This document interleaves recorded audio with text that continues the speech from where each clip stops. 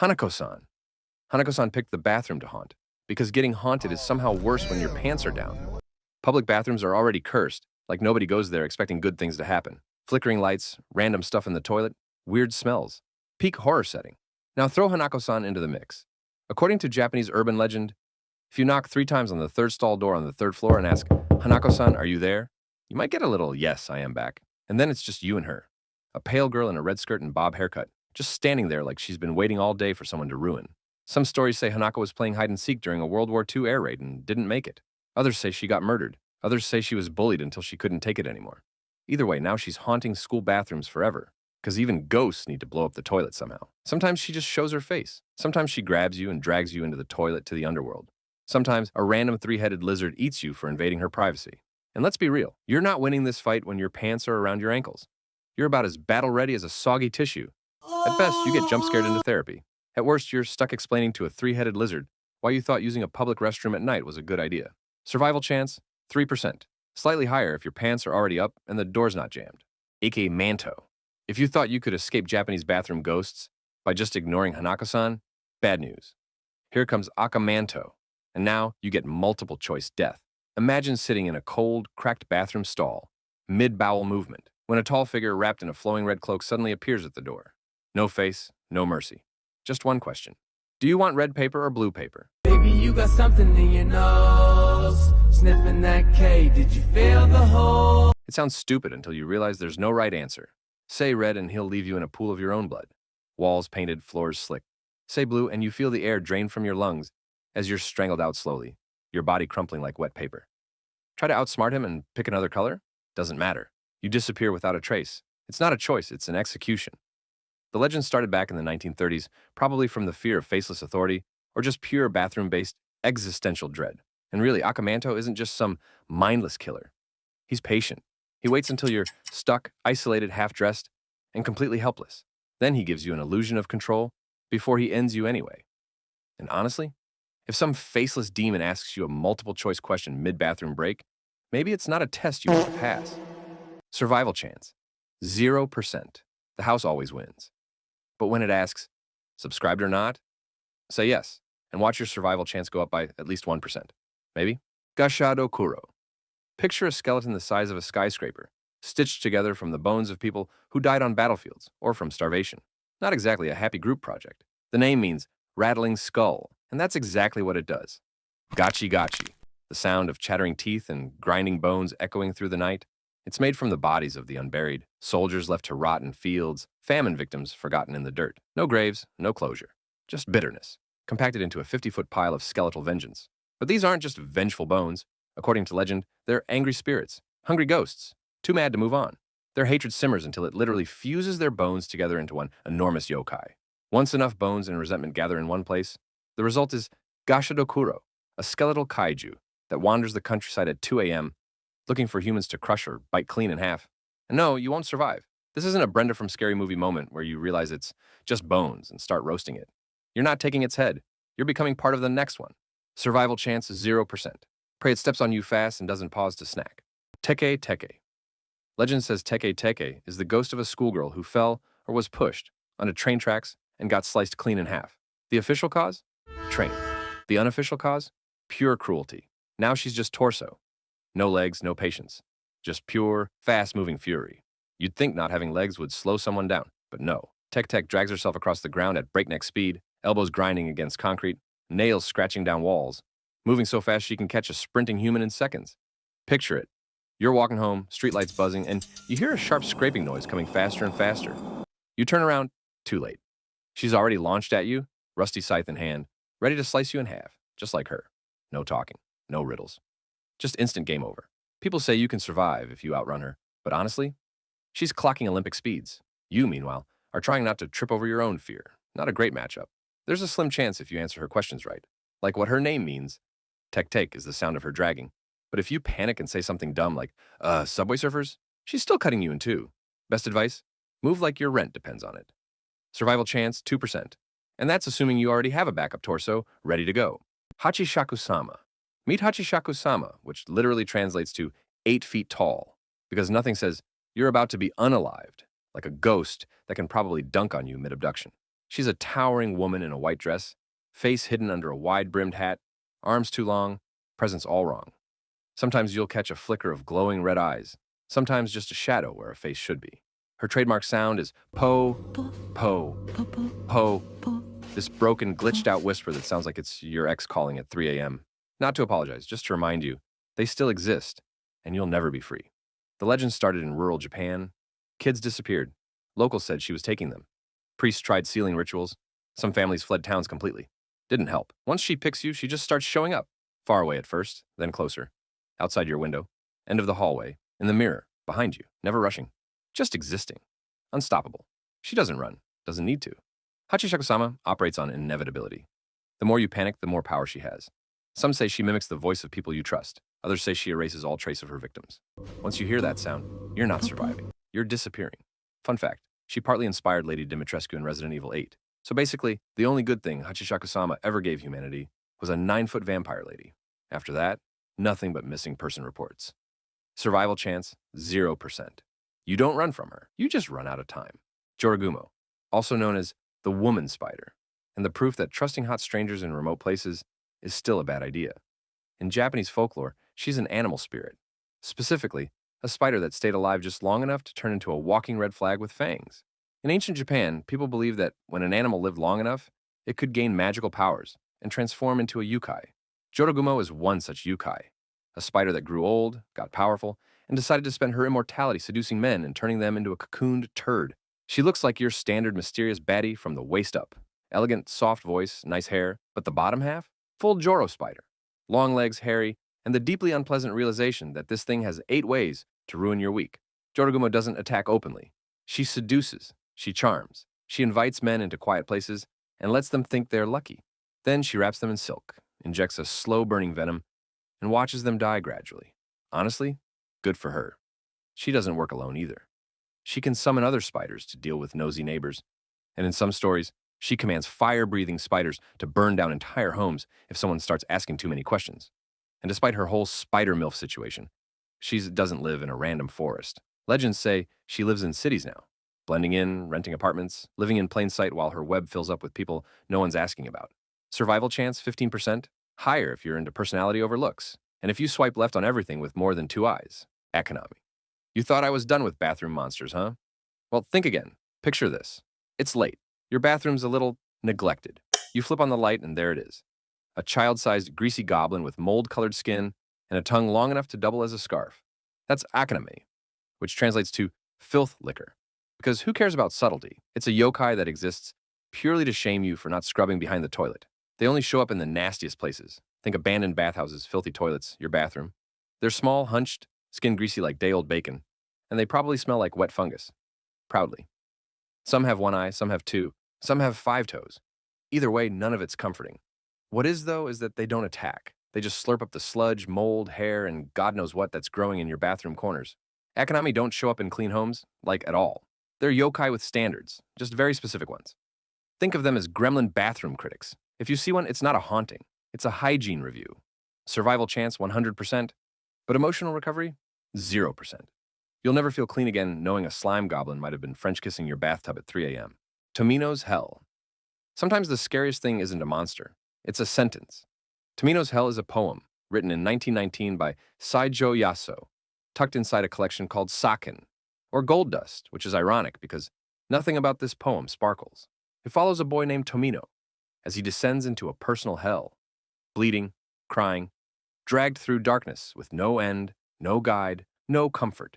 According to legend, you can read it in your head, but if you read it out loud, something hears you, and it doesn't like being summoned. The curse became infamous online, especially in Japanese forums. People dared each other to recite it. Some posted videos. Some said nothing happened. Others just stopped posting. And that's the scariest part. It's not instant. It just starts. Headaches, accidents, nightmares. A string of bad luck that slowly escalates until you're standing in the dark, realizing maybe Tomino isn't fictional. Maybe he's just next. And the artwork most often linked with it? A painting called I Can No Longer Be a Bride by Yuko Tatsushima, created after a real-life trauma. Just to really hammer home that the energy around this poem is cursed from every angle. Survival chance, 50%, lower if you read it with confidence. Higher if you burn the poem and forget this ever came up. Ohagoro Betri. I'll explain this one in easy language. From far away, Smash. From up close, hard pass. From a distance, she looks like a dream bride. Flawless hair, expensive kimono, just quietly standing alone in the dark near a shrine. If your first thought is, finally, my moment, I regret to inform you, she's already onto you. Because the second you're dumb enough to get close, and let's be honest, it's always men, she turns around, revealing a horrid-looking face that's basically just a blank white dome slathered in thick makeup. No eyes, no nose. Just one giant gaping mouth packed full of pitch-black teeth. That's where her name comes from, Ohaguro Betari, meaning nothing but blackened teeth. And if the hideous deformed face wasn't bad enough, she starts cackling like a lunatic, leaving you to stumble back. Confidence in shambles. After straight up laughing in your face, she doesn't even give you the dignity to get your shit together. She just keeps standing there, watching you with a grin on her face. Whether you run or freeze, it makes no difference. Her job's already done. However, it appears Bettery has no violent record. Just a long history of traumatized bachelors too embarrassed to admit what happened. So basically, she exists to scare men and get a good laugh. And honestly, she's doing great. Her origins, however, are unclear. Some say she's a prankster yokai. Others say she's the ghost of an ugly woman who couldn't land a husband. Either way, the only thing she's killing is your self-esteem. Survival chance? 100%. But your pride? Permanent damage. Honana. At this point, you're probably saying, great, another mommy ghost. And you're kind of right. Until you realize, I didn't put her in this lineup for fun. Honana, or Bone Woman, isn't your typical sexy spirit, because once you let her inside, you're basically getting rizzed up by a skeleton. And I'm being dead-ass right now. Because, she's dead. She sneaks into her old lover's house night after night, acting like nothing's changed. Looks like she never got the "till death do us part" memo. At first, the guy's in shock, but that quickly turns to joy, convinced his wife is somehow alive and well. That alone should have been his first red flag, so honestly, he kind of deserves what happens next. You see, there's a price. Each night, she drains a little more of his life force, until he's pale, sick, and slowly dying. It appears he's too blinded by love to notice he's getting energy drained by a smelling corpse. In his defense, even she doesn't know she's a rotting husk. That's what makes it scary. There's no evil plan, just an unstoppable romantic delusion. And the longer she decays, the hotter she somehow gets. But instead of leaving you with a boner, she leaves you with just bones. In the end, only outsiders like servants, friends, and nosy neighbors can see through the illusion and warn him. If they don't, he's got to deal with a grave mistake. Survival chance? 50%. Higher if you grow a backbone and get rid of the corpse. Tsukima Onna. I used to really enjoy filling holes. Until I found one already occupied. Somewhere out there is a ghost who will squeeze into the 1-inch gap behind your dresser just to lock eyes with you at 3 a.m. Her name is Tsukima Onna, also known as the Gap Lady. She's real. And she's in the goddamn walls. So, for a country where people literally apologize for existing, this ghost has never heard of manners. Or personal space, for that matter. Apparently, Gap Lady lives inside any space thin enough to slide a piece of paper through. That 2-inch void between your dresser and the wall, prime real estate. Crack in the floorboard, that's her weekend getaway. Now, you're probably wondering, what exactly does she do? Short answer, nothing. She basically just stares, forever, until your brain short-circuits. It appears that her psychological weight breaks you down until you forget how to be human. You just low-key stop leaving the house, stop eating, even stop showering. And the worst part? Once someone else sees her, she spreads like a virus. So yeah, now you've basically transferred the brain rot to your guests as well. Whatever happens next depends on the one telling the story. Some say she'll eventually drag you into another dimension. Others say she just waits you out until you go full feral and forget how to use a doorknob. Oh, and if you're thinking, I'll just seal all the gaps in my house, go ahead. Hope you've got 900 feet of tape and no plans to use your outlets ever again. Survival chance? Minus 10%. Sorry, I did not mean to leave such a long gap in between. Oops. Nando Baba. All right, we've covered the hot ones. Now it's time to introduce you to the short, ugly, balding woman who lives in your closet. So, if that's your type, you're in luck. This beauty haunts storerooms, sheds, and dusty corners no one touches, unless they're looking for a power cord from 2006. She's kind of shy and jumpy, I wonder why, and therefore prefers dark, untouched spaces. Honestly, if I had a pan like that, I'd stay hidden too. But while that horrid-looking face might already scare you to death, she's surprisingly harmless. Unless you catch her off guard. In that case, she jumps out screaming and starts chasing people around the house like her life depends on it. Luckily, she might be the only Japanese ghost you can square up against and actually win. You see, it seems like one good hit to the head with a broom is enough to disorient her and send her crawling back under the floorboards. Fun fact, though, she wasn't always some cryptid granny in your utility closet. Back in the day, she was probably a household protector spirit, one of many mini-deities assigned to different parts of the home. But once people stopped believing, she got demoted from guardian to closet gremlin. Tough break. Anyways, she doesn't want your soul. She wants your storage space. And maybe some snacks. Survival chance? 100%. Unless your broom breaks mid-battle, then it's 50-50. Taka Onna. Okay, I may have lied. This ghost isn't exactly freaky. She's just a freak. And not in a good way. At first glance, totally average. Just a mildly unfortunate-looking woman loitering outside a brothel in the red light district. Bit of a resting menace face maybe, but otherwise, normal. That is, until she starts growing. Her neck, torso, legs, everything extends until she's tall enough to peer through second-story windows like a living periscope. And before you start chanting, tall girl supremacy, try saying that while she's stretching up past your window mid-hookup, staring in deadpan, while you're just trying to have a sinful little Tuesday. No knocking, no warning. Not even a little "can I join?" Just raw, intrusive eye contact from Little Miss String Cheese. But according to legend, she wasn't always built like a cheese stick. She was once an ordinary woman.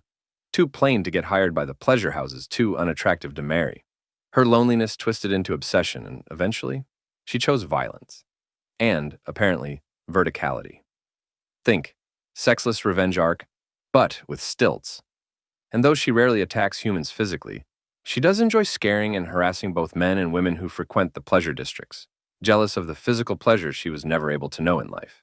So yeah, since she can't seem to grow other things, she settles for being a grower herself. It's definitely giving strong, independent woman vibes. Survival chance?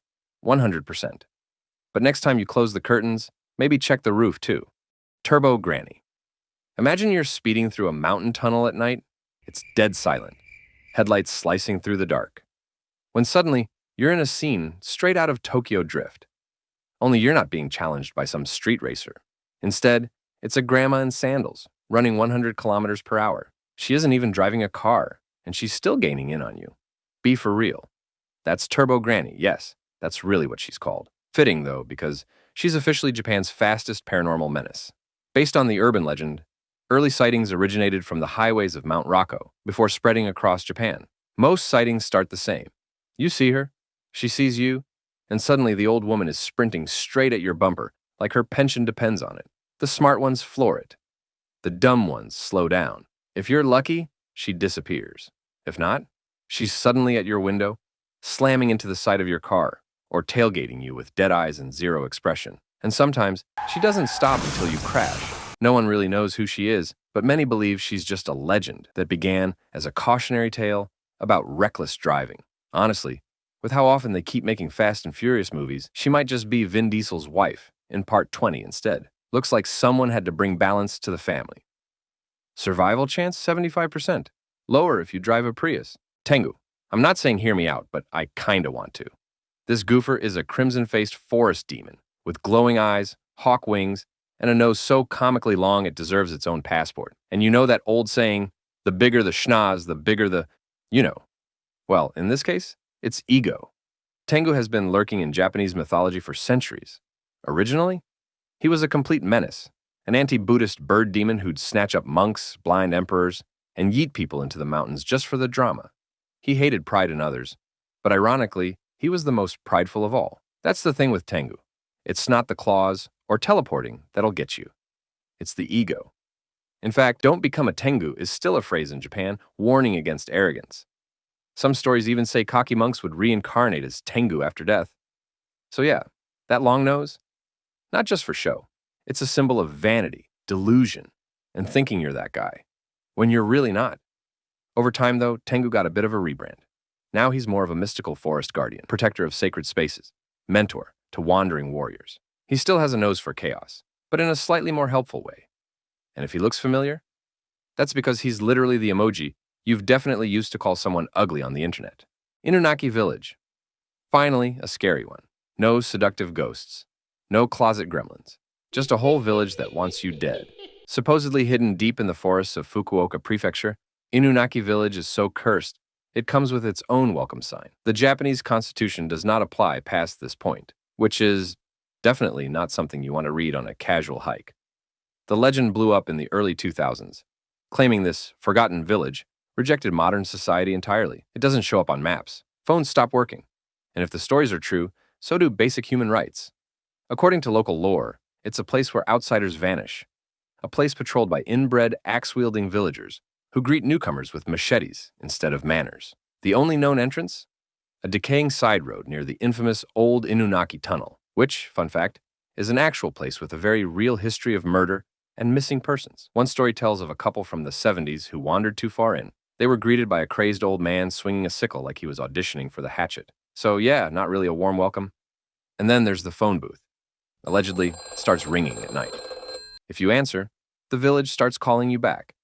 And it doesn't stop until you lose your mind or your pulse. Survival chance 40%, maybe higher if you bring a constitution to fight them with. Taka Onna. If Sadako and Slenderman had a nasty, perverted daughter who never learned boundaries, that would be Taka Onna, and you should probably hear what she does before deciding whether that comparison is fair or not. Her name literally means tall woman, which is about as creative as naming your dog, but at least it's accurate because she uses that insane height for one very specific purpose, spying on couples in the red light district. So while you're hiding in your mom's basement waiting for the video to load, the Taka Onna is laughing her head off at the front row seat. But she's not enjoying the show at all. In life, Taka Onna was an ordinary woman who was apparently too ugly to get laid or even land a job at the pleasure houses, which is genuinely impressive in the worst way possible. She died bitter and alone, which is tragic, but also apparently inspiring because she came back with one mission: making sure no one else gets laid either. Now, in death, she does what she couldn't in life, getting into bedrooms, just not her own. Instead, she stretches that giraffe neck to second-floor windows and watches couples mid-action, like she's judging their form. Afterwards, she just walks away like nothing happened, leaving the couple traumatized to death, or at least scared enough to never step into the red light district ever again. Out of all yokai, though, the Taka Onna is one of the least dangerous. But while she doesn't do much physical damage, the psychological horror she gives is enough to keep one's crotch zipped for life. Lesson here: if you can't grow other things, you might as well become a grower yourself and make it everyone else's problem. Uondo. Ever heard of a ninyo? It's Japan's version of a mermaid, except now, the head is human, sure, but everything below the neck is a whole lot of crap. I mean, carp. You see, Uondo was one of these ninyos, and despite looking like something you'd find half-price at a seafood market, she was apparently beautiful enough that a human named Heiji decided to marry her anyway, which really says something about his standards. Unfortunately for them, they found themselves drowning in debt, probably because love doesn't pay bills, and neither does having a wife who smells like tuna. Luckily for Uondo, a brothel owner named Denzo saw her and thought she'd make an excellent hooker, because clearly nothing says sexy like scales and the lingering scent of the ocean. He was convinced she'd make a splash in the industry, and honestly, he wasn't wrong, just not in the way he hoped. On her debut night, Uondo flopped onto the floor and fell asleep before anything good could happen, which understandably made the guy reconsider whether he was about to bone a woman or debone a fish. The manager, being a reasonable and understanding person, blamed Uondo for the disaster and buried her and Heiji in even more debt. Fortunately, they had a brilliant idea to get out of it. Open a licking store, which is exactly what it sounds like. You pay money to lick Uondo. Apparently, licking mermaids has healing properties and can extend your lifespan. So really, it's just alternative medicine with extra saliva. Anyway, the business boomed, they got rich, and everyone lived happily ever after. Lesson here? When life gives you a fishwife, charge people to lick her and call it wellness. Kage Onna. This yokai's affection goes straight to the bone, which sounds sweet until you realize that's all she's leaving behind. Unlike most yokai on this list, the Kage Onna isn't tied to the red light district. She can show up anywhere her heart is, which is ironic considering she doesn't have one anymore. Because the Kage Onna is a literal walking, talking skeleton who's out to bone her lover. And yes, both meanings apply. She's the spirit of a dead woman who wants nothing more than to reunite with her beloved husband, for better or for worse, in sickness and in health, and while clearly thinking, till death do us part, is more of a suggestion than a rule. Because every night, she crawls out of her grave and sneaks back to her former lover's house, like nothing ever happened. The guy, meanwhile, has absolutely no idea he's been screwing a pile of bones. To him, she looks exactly the same as when she was alive, maybe even better. That's the twisted part. The more she rots, the hotter she appears in his eyes. And the guy? His life force literally gets sucked out faster than people can suck out bone marrow. Luckily, the illusion is limited only to her lover. Everyone else sees her for what she is: pure calcium, no protein. But unless someone manages to snap him out of it, he'll literally get screwed to death. The main lesson here? Never bone someone suspicious. Nurari Hion. Not all yokai and red light districts are girls to die for. Sometimes they're old guys with papaya heads and catfish-looking faces, but if we learned anything from this video, it's that looks can be deceiving. You see, Nurari is supposedly the big boss of all yokai. He can order around other yokai and even manipulate humans without them realizing it. He also travels in a palanquin, has servants following him around, and collects treasures wherever he goes. But here's his real talent. He just walks into people's homes uninvited, sits down, drinks their tea, and helps himself to whatever he wants. And the homeowners, they just let him. They'll serve him, make small talk, watch him leave with their stuff, and only after he's gone do they realize they have no idea who that was, or why they let a musty old man ransack their house. Honestly, that's one hell of a thief. But apparently, the Nurari is more than just a smooth criminal. In fact, he may have been an ancient being with ties to the sea, which makes sense considering his head looks like a deflated jellyfish. Other than that, though, there's not a lot known about him. But what we do know is that he enjoys visiting brothels and mountains, which honestly tracks. If you've been swindling yokai and humans for centuries, you've probably got enough gold to blow on whatever you want. Lesson here: if a random old man walks into your house and starts drinking your tea, don't assume it's Nurari. Just call the police. Kage Onna. You know what's worse than running into a freakishly tall ghost? Running into a freakishly tall ghost who won't stop laughing at you until you literally die. Picture this. You're walking through some dark alley in the red light district, minding your business, when suddenly you hear someone cackling like an absolute lunatic. You turn around, nobody there. Then you hear it again, louder this time. And that's when you notice the street getting darker, like something massive just blocked out the sky. So naturally, you look up. Staring right back at you is the giant face of an old woman, caked in thick white makeup, grinning ear to ear. She leans down and says, "Who's laughing now, huh?" Yeah, that's Kage Onna. And laughing at you isn't even the worst part. She also dances.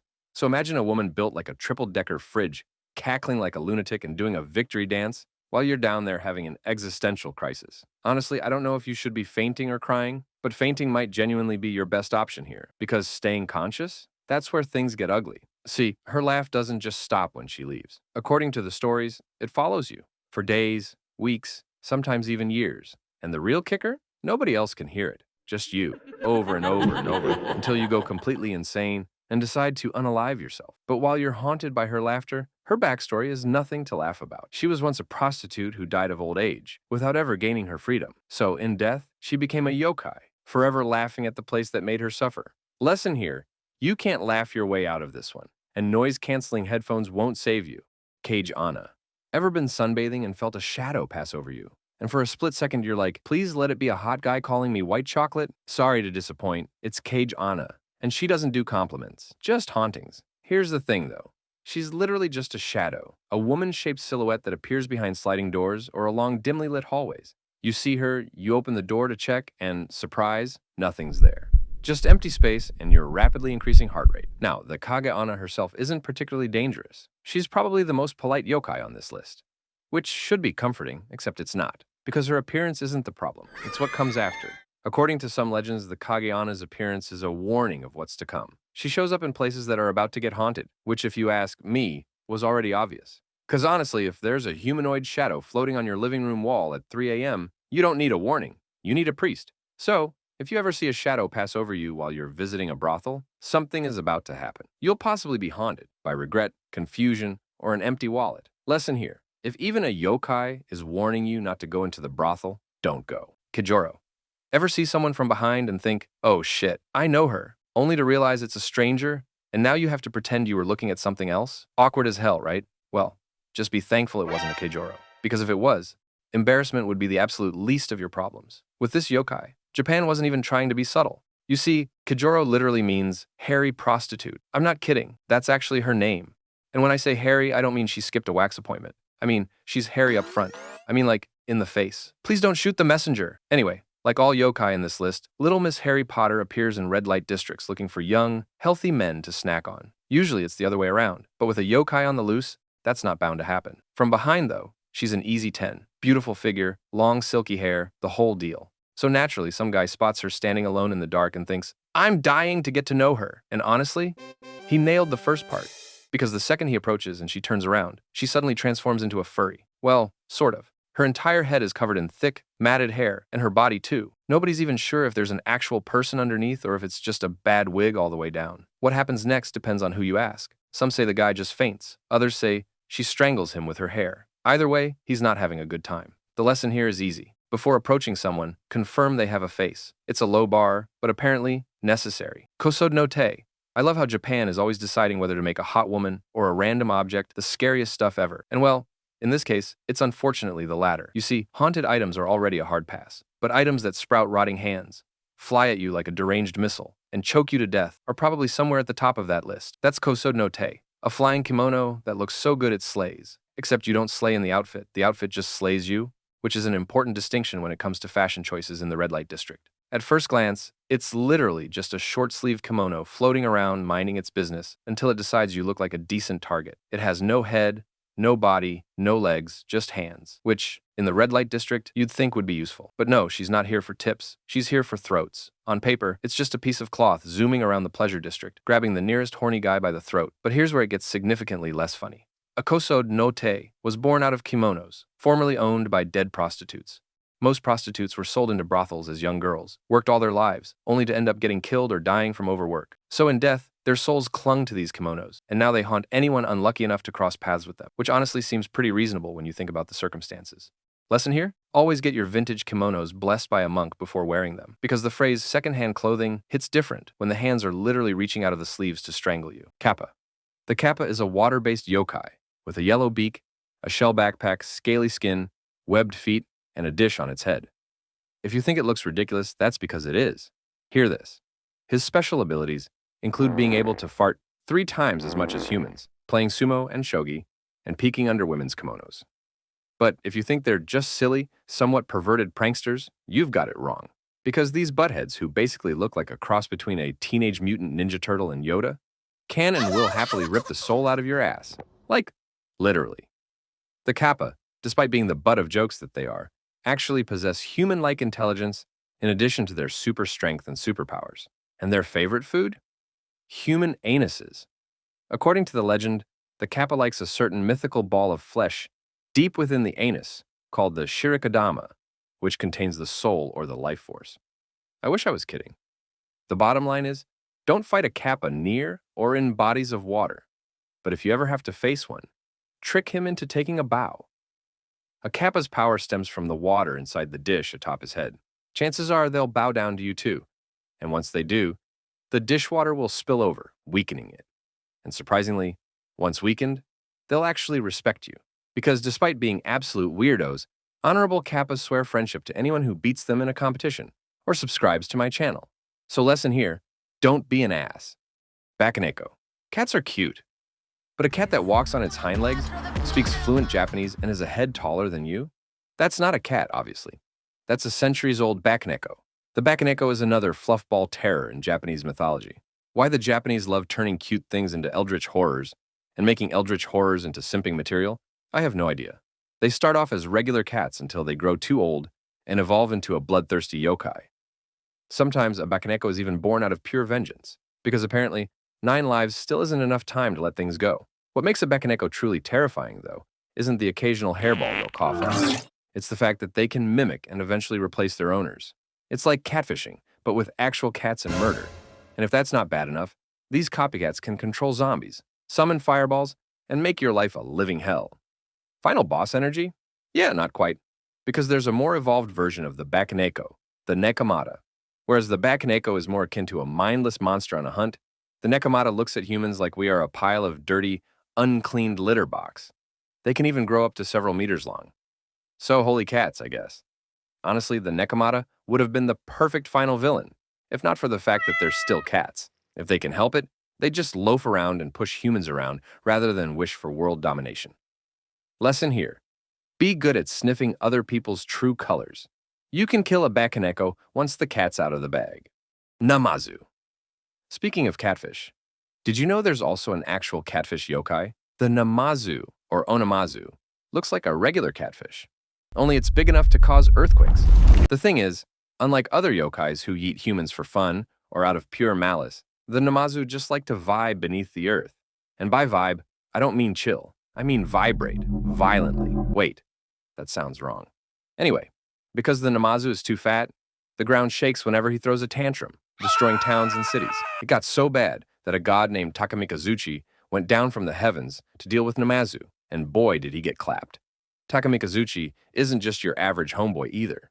He's a sumo wrestler, thunder god, and sword god rolled into one. So naturally, he had the brilliant idea to stab Namazu with a stone on both ends and pin him to the ground. But apparently, Namazu is too overpowered, so Takamikazuchi had to guard him all the time. Because whenever the god is away, the catfish will play, and it just never ends well. Lesson here: if your house is shaking, it's either Namazu or someone upstairs is really enjoying themselves. Kage Onna. Luckily, not all yokai are hideous. Some are so captivating and beautiful that their looks can kill. Literally. On cold, snowy nights, travelers report seeing a helpless woman stuck in a blizzard.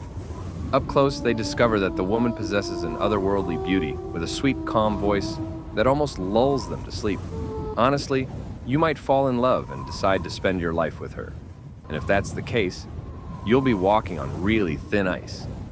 You see, what you'll encounter is actually a Kage Onna, literally a snow woman. And she's one cold-hearted bitch.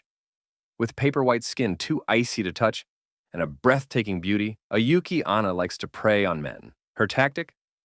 Wander around during the snowstorm and wait for an encounter. Because the cold never bothered her anyway. Okay, sorry, we're serious. So anyway, she takes advantage of men's kindness or horniness, depending on the story, and sucks their life force.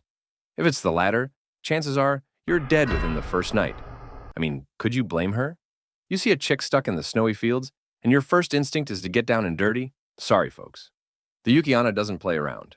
You go hard, and she'll make you hard, by freezing you to death. Sometimes, though, the Kage Onna can fall in love with and marry her intended victim. Depending on how the husband reacts, they could live happily ever after. If not, good riddance. Lesson here: don't be too quick to trust strangers in strange places, even if they're hot. Or cold, for that matter. Because instead of getting nice and cozy, you might be getting yourself a cold, hard body. Kitsune. In Japan, there are two kinds of foxes. One that just steals your shoes, and another that steals your life force. And if you're wondering how, by pretending to be your favorite waifu, of course. At first glance, kitsunes look like common wild foxes, big blue eyes, pointy noses, chasing mice and digging holes. Except they can use magic, generate fake fireballs, and do transformation jutsu, so perfect you won't believe it. They come in all shapes, sizes, and numbers of tails. The more tails they have, the older and more powerful they are. With the tenko as the goat. I mean, the fox. That's finest, outstanding, extraordinary. Of them all, by the way. And luckily, most kitsunes are pretty chill. But the ones you gotta watch out for are the nogetsunes. You see, the nogetsunes don't give a fox about humans.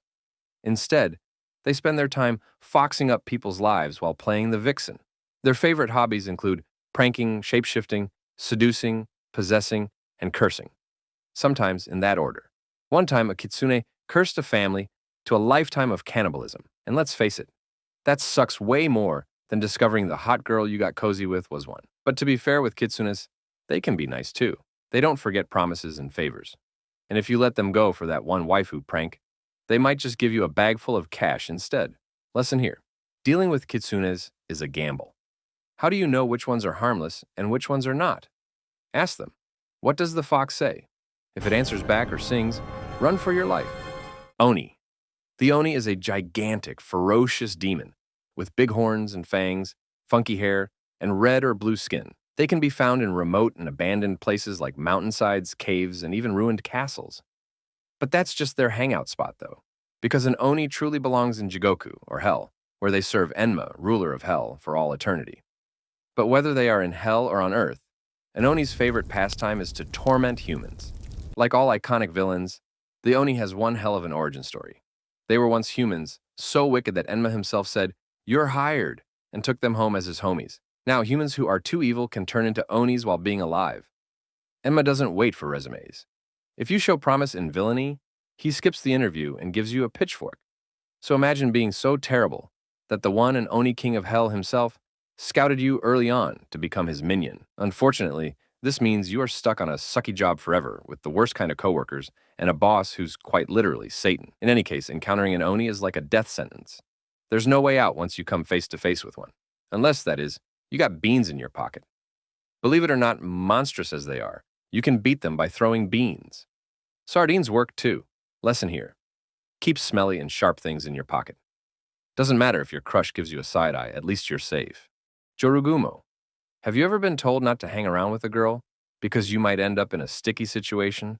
With a Jorogumo, that is pretty much the case. Except the sticky situation isn't really what your dirty mind thinks it is. A Jorogumo is a yokai with an upper body of a beautiful woman and a lower body of a spider. And no, she wasn't bitten by a radioactive bug. In fact, she was never a human to begin with. Spiders that live too long can turn into a Jorogumo. Like the Bekaneko, they literally turn into monsters the moment they evolve. And once they do, they start to hunger for human flesh. Now that I think about it, does it apply to every animal in the animal kingdom? If that's the case, an evolved platypus sounds terrifying. The thing is, the Jorogumo is quite the picky eater. She doesn't just pick any starry-eyed, possibly horny young men. Or women. Nope. She wants them handsome, charming, and fresh. And she does so by pulling their heartstrings, making them fall madly in love, and lying in wait in her den. The Jorogumo is known to keep her prey alive long enough to torment it. She also has thousands of regular spiders under her command, and silk thread so strong it would give Spider-Man a run for his money. Unlike her colleagues, the Kitsune and the Onna, the Jorogumo is a pure predator. She has no ounce of mercy or kindness. Remember, she started as a spider and climbed her way up the web to become the ultimate boss girl. So, slay, I guess. The lesson here is clear. Don't let your pants do the thinking, especially if she has 8 sharp legs that could stab or poison you to death. Yurei. Yurei is a general Japanese word for ghost, like any kind of ghost. From the harmless type who vanishes the second you turn to look to vengeful ones, who drag you to the nearest appliance possible. With pale faces and hair that desperately needs brushing, a yurei normally appears wearing the clothes they died or were buried in, usually in a white kimono. If you see any signs of violent death, like blood or weapons stuck on their body, prepare to run. Chances are that's not a regular yurei anymore. That's an onryo, and an onryo only wants one thing: vengeance. And I already hear you. I didn't have anything to do with their death. Why should she chase me? Unfortunately, onryos are solely driven by anger and malice. They went on full destruction mode a long time ago and want nothing else. They become so powerful that they can make anyone sick. Called ghost sickness, this disease can even be passed on to anyone. And that's just one in the long list of its skills. Call it an ultimate, if you will. The good news, though, is that you might survive, as long as you weren't the person the onryo actually hated in life. These ghosts are usually out for revenge on people who wronged them, like a cheating ex, a horrible boss, or someone who is watching this without being subscribed. So yeah, they'll haunt those people first. But the bad news? Even after that, their rage usually isn't satisfied. So they just start going after anyone. The only real way to get rid of an onryo is through an exorcism, and even that's not guaranteed to work, especially if the ghost is way too powerful. Lesson here? No lesson.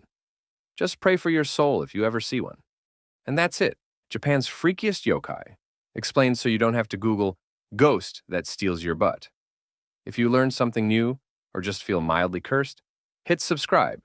It won't save your soul, but it might save your algorithm.